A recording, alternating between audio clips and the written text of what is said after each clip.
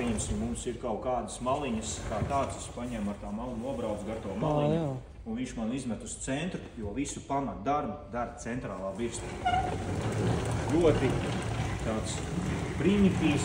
Mēs pat arī šādā notestējam, ka mums platkus pāris paklāja, cik viņš labi tur savāk. Ja mums ir te pāris tie graudīgi, kas tur ir. Mēs skatāmies, kā reizē te var redzēt. Viņš super, rekur paņēma. Reiz kā pokers kūcējs. Jā, viņš ļoti labi paņēma tos. Pat uz īkstā. Īsti tas nav tam paredzēts kā tāds. Nu jā, viņš vairāk cietajām, no tādām virsmām. Bet galvenais, ka tā funkcija parāda to, ka to pamat visu darbu izdara centrāla birsta. Nu jā, šīs vienkārši tā no maliņām savāc, rekur pieņemsim. Viņas smuki var atregulēt, rekur izskatās, ka viņa tev ir gaisā. Mēs varam nolaist viņus zemāk, lai stingrāk tā piespiešana, viņas ir tā kā plešās tāda birstītes. Un viss, un ja man nav nepieciešams, es viņus paceļu vispār augšā. Jā, var stumdīt. Jā?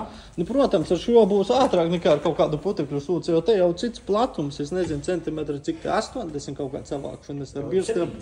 70, jā. To abreviatūra ir, cipars abreviatūra nosaka platumu birstas. 70-20, tas ar domu ir 70 cm platums, un 20 tas domāts, kad ir birstas. Birstas. Ir vēl lielāki vai mazāki?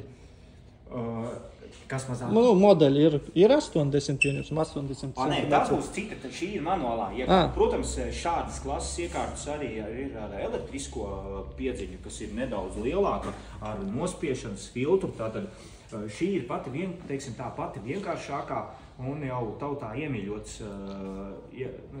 iekārta.